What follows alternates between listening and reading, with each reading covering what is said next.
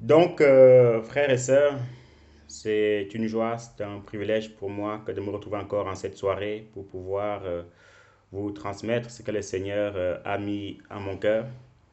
Et c'est une joie, une fois de plus, de pouvoir servir le Seigneur. L'apôtre Paul dira que travaillez toujours dans le Seigneur afin de savoir que votre travail ne sera pas pris en vain quand le Seigneur reviendra. Et l'apôtre Paul dira à Timothée que jusqu'à ce que je revienne, applique-toi à la lecture et à l'exhortation et veille sur toi-même et sur ton enseignement. Donc voilà quelques recommandations que le Seigneur nous donne tout simplement par ses serviteurs il y a des milliers d'années avant nous, ou plutôt après nous. Amen. Donc voilà un tout petit peu le programme qui a été posté, les différents frères qui devront faire la lecture par la grâce de Dieu.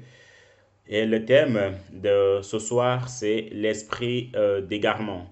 Le thème de ce soir, c'est l'esprit d'égarement. Sachant que la sœur Christelle, elle a eu certainement un petit souci de connexion. Nous allons demander à une autre personne de pouvoir la remplacer. On va demander à la sœur Laetitia si elle peut nous faire la lecture. Donc, sœur Laetitia, si tu peux préparer le livre de Romains, Romains chapitre 1, le verset 18 au verset 32. Donc, en gros, le dernier verset, voilà, le dernier verset qui a été posté, où il y a la mention Sœur Christelle. Donc, Romains chapitre 1, le verset 18 au verset 32. Sinon, frère Sébastien, tu as la parole après le frère Prosper, le frère Donald et enfin la sœur Laetitia. Soyez bénis pour la lecture.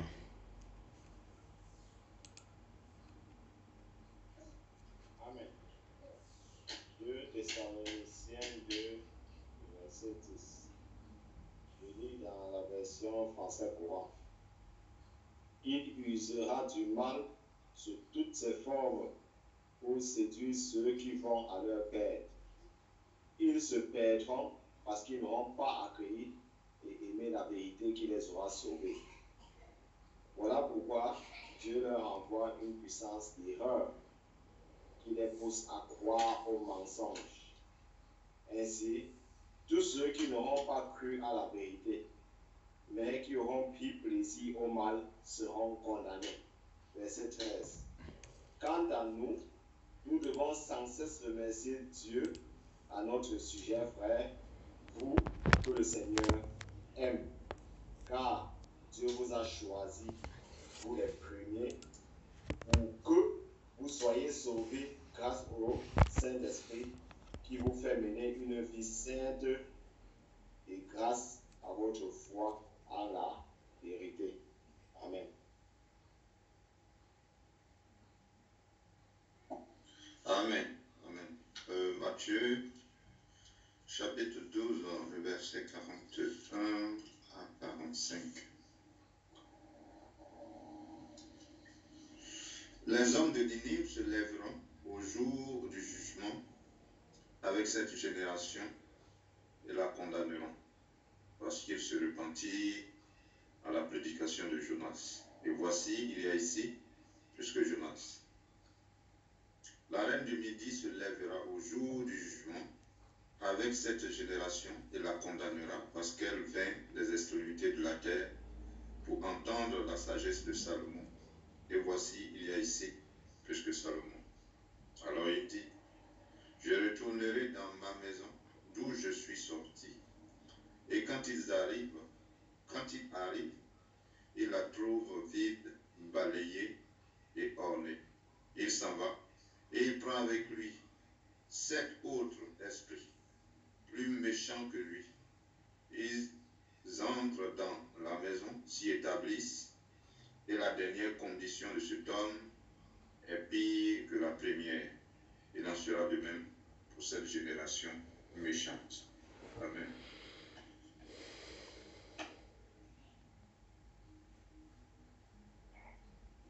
Amen. Apocalypse 22, verset 10. Et il me dit, ne scelle point les paroles de la prophétie de ces livres, car le temps est proche.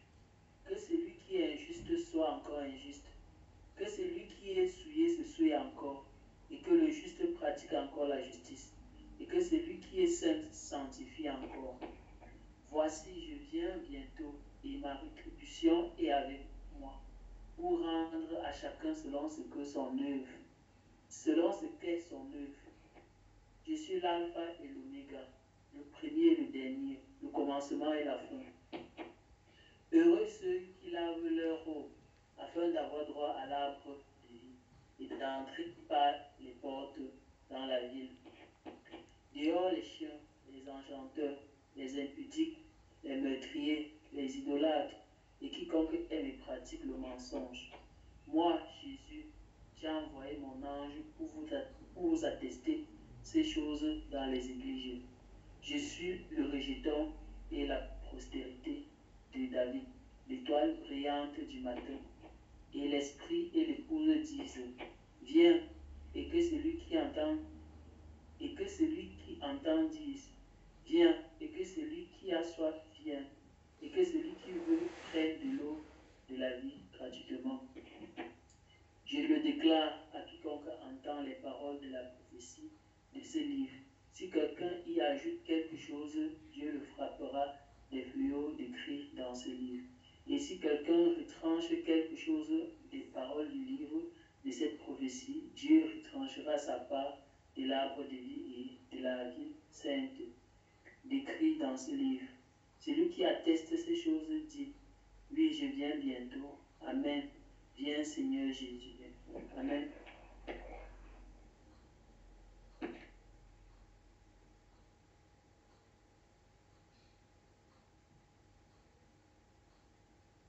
Romains 1, verset 18. La colère de Dieu se révèle du ciel contre toute impiété et toute injustice, les hommes qui retiennent injustement la vérité captive. Car ce qu'on peut connaître de Dieu est manifeste pour eux. Dieu le leur ayant fait connaître. En effet, les perfections invisibles de Dieu et sa puissance éternelle et sa divinité se voient comme à l'œil nu depuis la création du monde. Quand on les considère dans ces ouvrages, ils sont donc inexcusables, car ayant reconnu Dieu, ils ne l'ont point glorifié comme Dieu et ne lui ont point rendu grâce. Mais ils se sont égarés dans leurs pensées et leur cœur sans intelligence a été plongé dans les ténèbres. Devinant d'être sages, ils sont devenus fous. Et ils ont changé la gloire du Dieu incorruptible en image représentant l'homme corruptible, des oiseaux, des quadrupèdes, des reptiles. C'est pourquoi Dieu les a livrés à l'impureté, selon les convoitises de leur cœur. Ainsi, ils déshonorent eux-mêmes leur propre corps. Eux, ils ont changé la vérité de Dieu en mensonge, et qui ont adoré et servi la créature au lieu du Créateur, et ont béni éternellement. Amen. C'est pourquoi Dieu les a livrés à des passions infâmes, car leurs femmes ont changé l'usage naturel en celui qui est contre nature. Et de même, les hommes, abondamment l'usage naturel de la femme, se sont enflammés dans leurs désirs les uns pour les autres, commettant homme avec homme des choses infâmes, et recevant en eux-mêmes le salaire que méritait leur égarement. Comme ils ne se sont pas souciés de connaître Dieu, Dieu les a livrés à leur sens réprouvé pour commettre des choses indignes, étant remplis de toute espèce d'injustice, de méchanceté, de cupidité, de malice, plein d'envie, de meurtre, de querelles, de ruse, de malignité, rapporteurs, médisants, impies, arrogants, hautains, fanfarons, ingénieux au mal, rebelles à leurs parents, dépourvus d'intelligence, de loyauté et d'affection naturelle, de miséricorde et bien et connaissent le jugement de Dieu, des parents dignes de mort et qui commettent de telles choses. Non seulement ils le font, mais encore ils approuvent ceux qui les font. Amen. Amen. Que le Seigneur vous bénisse abondamment pour cette lecture et que son nom soit loué. On va demander par la grâce de Dieu à 3 sœurs en cette soirée de pouvoir nous dire ce qu'elles comprennent par le thème l'esprit d'égarement, ce qu'elles comprennent par le mot esprit d'égarement. On va commencer par la sœur Rachel, puis la sœur Jeanne, et on va voir si la sœur Justice est parmi nous. Frère Sébastien, est-ce qu'il y a la sœur Justice parmi nous? Je suis là. Ok, sois béni, Sista. Donc, sœur Rachel, tu as la parole pour nous dire voilà, ce que ça veut dire pour toi l'esprit d'égarement. Tu as la parole. Que le Seigneur bénisse. Pour moi, l'esprit d'égarement, c'est un esprit de perdition, en fait. Il y a quelqu'un qui est perdu, qui ne sait vraiment pas où il va. Je peux dire ça comme ça. Que le Seigneur bénisse. Amen. Merci pour ta réponse. Sœur Jeanne.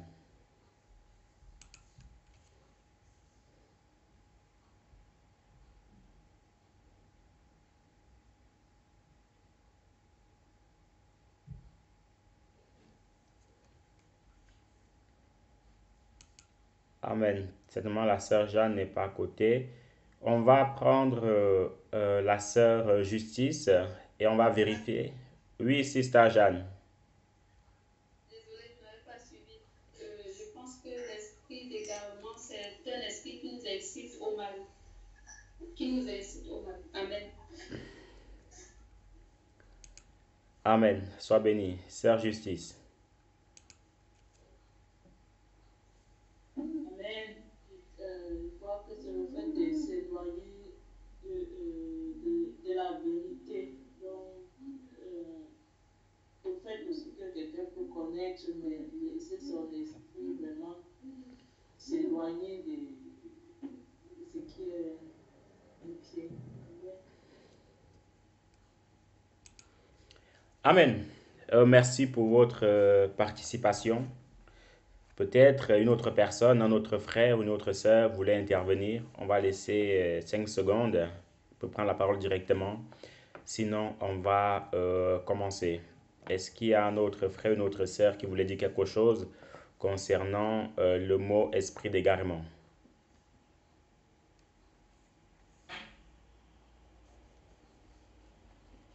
Amen. Que le Seigneur soit loué. Donc, frères et sœurs, en cette soirée, nous allons avancer sur ce thème, l'esprit d'égarement.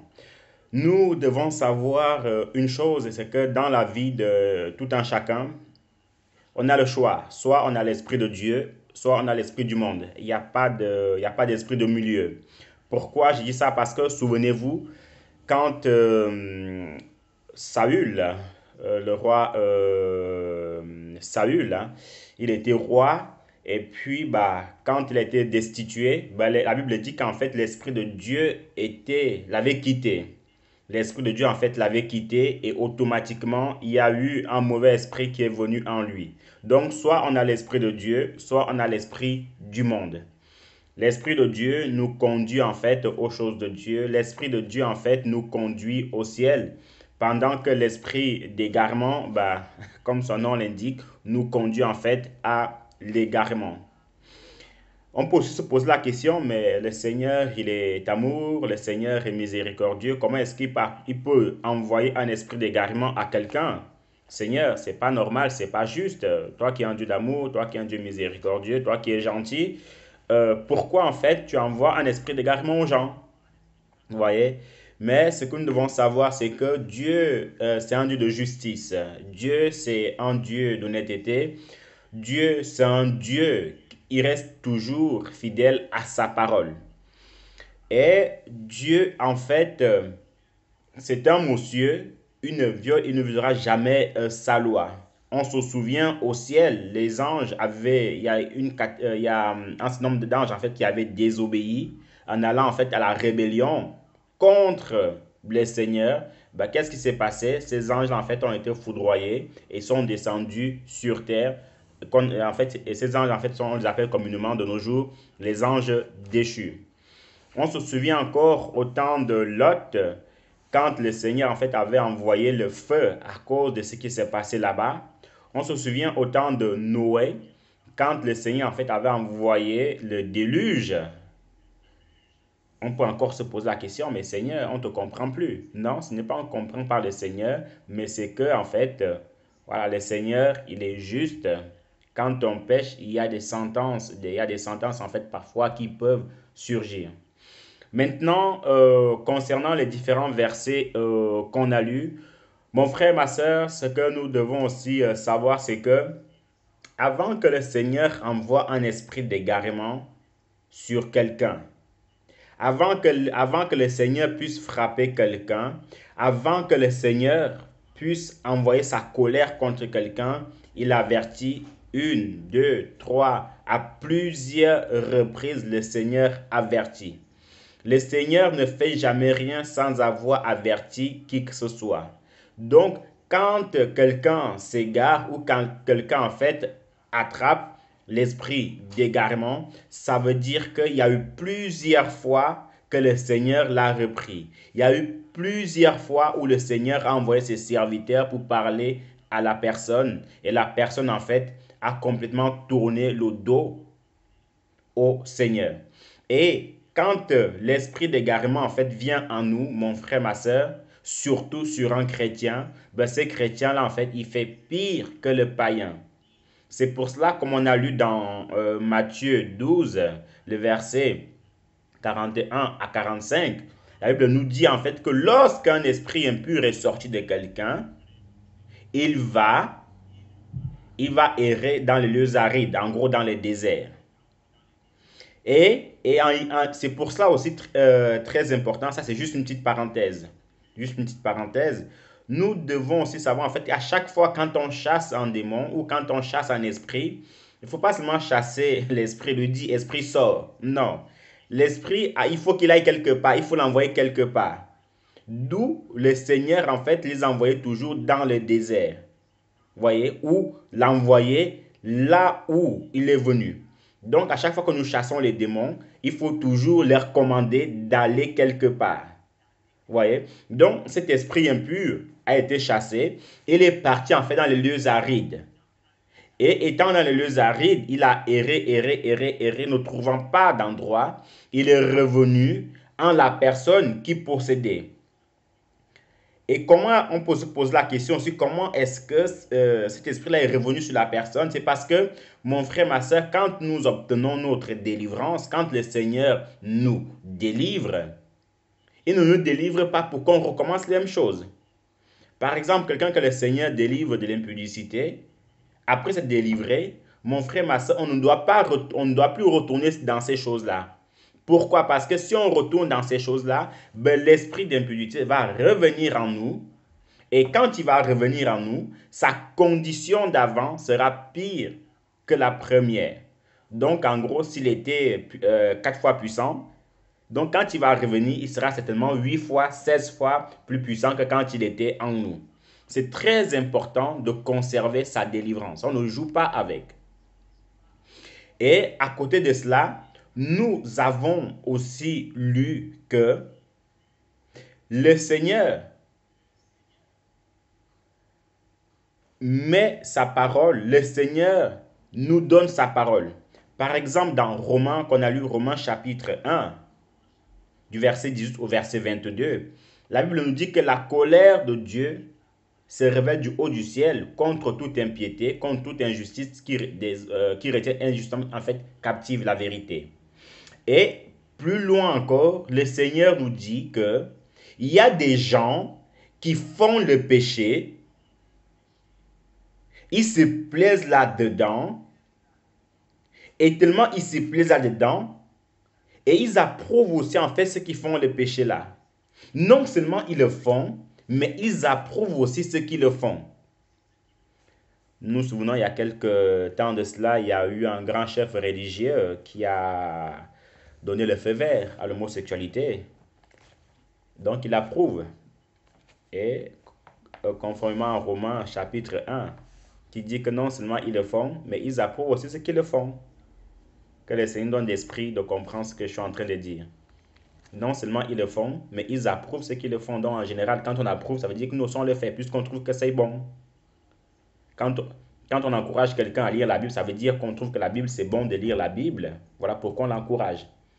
Mais quand on encourage quelqu'un à faire le mal, ça veut dire qu'on trouve que le mal, c'est bon, parce que nous aussi, on le fait. Donc, quand on encourage quelqu'un à être homosexuel, ça veut dire que certainement, nous aussi, on est là-dedans. Mais par contre, quand on le défend, enfin, quand on le dénonce, ça veut dire qu'on a horreur de ces choses-là. Que le Seigneur nous aide. Donc, en continuant, l'esprit d'égarement, mon frère, ma soeur, en tant que chrétien, nous devons autant que possible l'éviter. Et comment est-ce qu'en fait cet esprit-là vient en nous?